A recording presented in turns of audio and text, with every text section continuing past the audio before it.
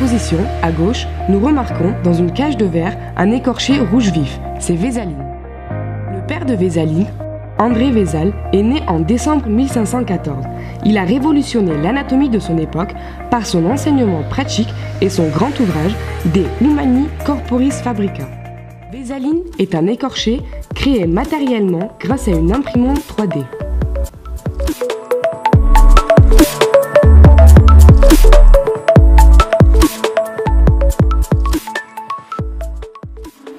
Alors, on est à la BU de Sciences sur le campus de la Douva et vous avez juste derrière moi ici en train d'imprimer en rouge la plus grosse machine, enfin la deuxième plus grosse imprimante du monde qui est en train d'imprimer un homme comme ça, donc ce qu'on appelle un écorché, parce qu'on voit en fait l'anatomie, les muscles à l'intérieur, donc sans la peau, qui va l'imprimer de taille, en taille réelle, donc en taille humaine, en échelle 1-1. Il y a plusieurs domaines du coup d'application. Donc on a l'impression 3D de plastique pour vraiment, à Lyon en tout cas, ils commencent à s'en servir pour faire de l'impression préopératoire, c'est-à-dire pour préparer une opération chirurgicale sur des opérations qui sont trop complexes et qui ne sont pas en routine, sur des cas qui sont vraiment compliqués. On peut aussi s'en servir, donc plus en plastique, mais par exemple de l'impression 3D métal pour des prothèses de genoux, de hanches, etc. Et nous au laboratoire, donc on utilise aussi ces imprimantes 3D pour imprimer des tissus vivants. De nombreux squelettes sont présentés dans cette exposition, ainsi qu'un atelier sur l'ostéologie. Qu'est-ce que l'anatomie pour vous? L'anatomie? Alors j'enseigne l'appareil locomoteur, c'est-à-dire les membres inférieurs, le tronc, les membres supérieurs. Et donc c'est décrire le corps, mais plus particulièrement le corps en action, lorsqu'il fonctionne. Donc c'est plutôt l'anatomie fonctionnelle moi, qui m'intéresse, et en particulier l'anatomie fonctionnelle de l'appareil locomoteur. Alors on voit sur cette colonne vertébrale qu'elle présente 3 courbures. Une lordose, une kyphose, une lordose. Alors ce qui est intéressant quand on étudie ces 3 régions vertébrales, c'est que chacune représente un compromis entre la stabilité et la mobilité. Et ainsi, chaque courbure vertébrale s'est spécialisée dans certains types de mouvements. Par exemple, la colonne lombaire ne permet pas beaucoup de rotation. En revanche, elle est plus spécialisée dans la flexion-extension. La colonne thoracique, elle, permet de petits mouvements de rotation, de flexion, d'extension, d'inclinaison. Ils sont petits, mais vous avez 12 vertèbres au lieu de 5.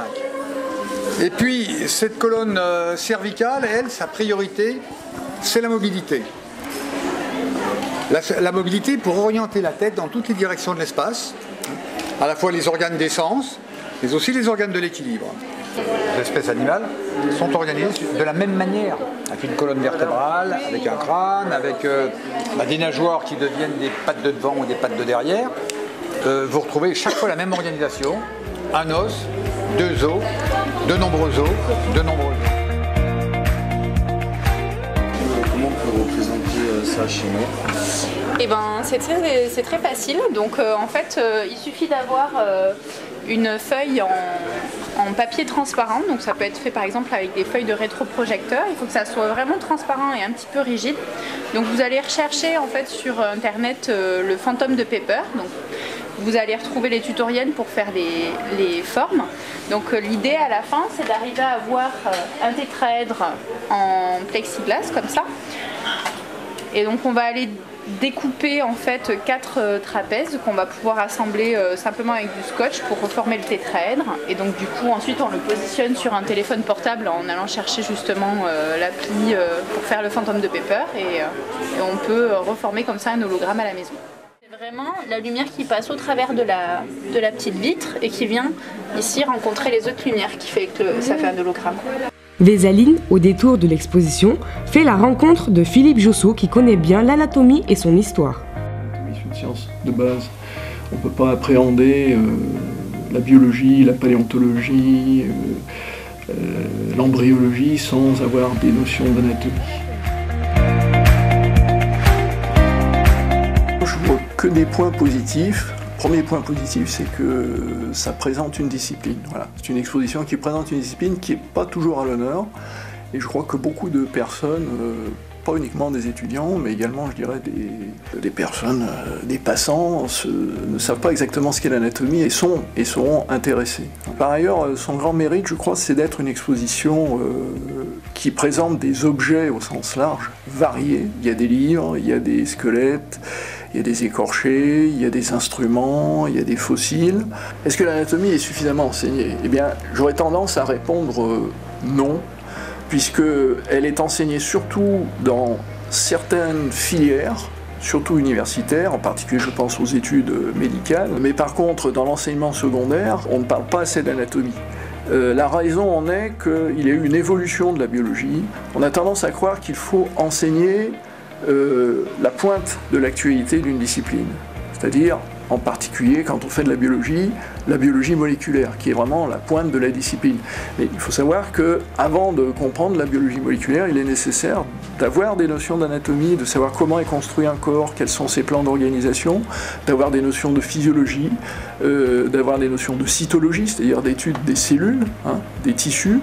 Quand on veut faire un inventaire de la biodiversité, on en parle beaucoup aujourd'hui, eh bien, il faut avoir des notions d'anatomie, et d'anatomie, je dirais, toute simple, de morphologie, parce que quand on veut décrire quels sont les animaux qui habitent une région, il faut pouvoir les identifier. On pense tout de suite à la chirurgie. Effectivement, le chirurgien doit connaître l'anatomie. Mais la physiologie, par exemple, quand on étudie la circulation sanguine, quand on vous parle des contractions des oreillettes, des ventricules cardiaques, il faut connaître l'anatomie. Il faut savoir ce qu'est une oreillette, ce qu'est un ventricule. Il faut savoir quelle est la circulation, la petite, la grande circulation. Donc en physiologie, c'est important. C'est important aussi dans le domaine de la pathologie. Alors la pathologie, c'est la science qui étudie les maladies. On a l'habitude de faire l'assimilation pathologie égale maladie, qui est fausse. En fait, la pathologie, c'est une discipline aussi. Donc si on ne connaît pas l'anatomie normale, on ne peut pas faire d'anatomie pathologique parce qu'on ne voit pas ce qui a changé par la maladie. Si un poumon a été atteint de tuberculose, par exemple, eh bien, si on ne connaît pas l'anatomie du poumon normal, du poumon sain, on ne peut pas comprendre l'anatomie du poumon avec ses lésions. Et puis l'anatomie, c'est aussi beaucoup d'autres choses, c'est aussi la paléontologie. S'il n'y avait pas l'anatomie comparée et l'anatomie descriptive, eh bien, on ne pourrait pas faire de paléontologie. Vézaline quitte à l'instant sa cage et nous propose de nous guider à travers l'exposition sur l'anatomie. On y trouve des livres et leurs planches, des squelettes, des fossiles et bien d'autres choses. Parce qu'on m'a parlé de la fête de la science, c'est un sujet qui m'intéresse. On est venu réviser à la BU en fait. Il fait beau, j'avais envie de sortir de chez moi. Pour accompagner ma maman et que j'aime beaucoup la science. J'ai quelques bases, on va dire, du collège et du lycée. Je connaissais quand même un petit peu. D'accord. Un petit chouïa. Eh ben, je trouve que c'est très clair, c'est très accessible. Mais je trouve pour quelqu'un qui est complètement néophyte, on peut tout de suite comprendre, c'est accessible. C'est très accessible. C'est merveilleusement bien fait, c'est incroyable. Plus on va dans le temps, plus c'était détaillé, ça demande un travail incroyable de faire ces dessins. Impressionnant, oui. Impressionnant et intéressant. Oui, complètement, surtout sur un peu les organes ou les tendons, les choses comme ça m'a fait un petit rappel aussi, c'était pas mal. Oui, un peu, oui, oui, ça apporte un nouveau regard et un peu sur des éléments qu'on n'a pas forcément étudiés. Bah oui, parce qu'il y avait certains os que j'avais bien oubliés et certaines choses que je connaissais pas. J'ai beaucoup aimé l'hologramme.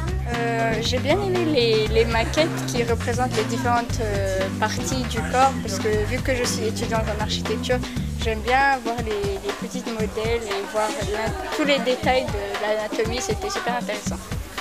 Les pièces qui étaient présentées, que je trouve très très pertinentes, entre cette nouvelle unité technologique qui est à l'entrée de l'expo, qui est cette imprimante 3D, donc c'est les nouveaux outils pour aller plus loin dans l'anatomie, sa compréhension, comment c'est fait.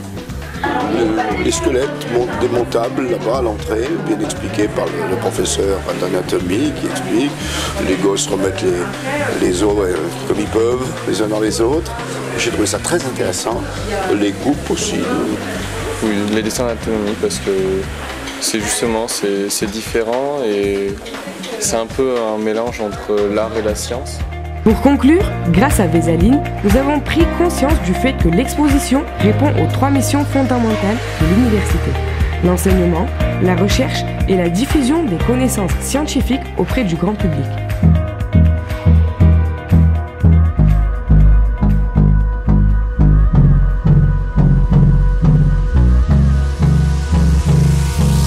Hold me close till I get up. Time is barely on our side. I don't wanna waste what's left. The storms we chase are leading us, and love is all we'll ever trust. Yeah, no, I don't wanna waste what's left. And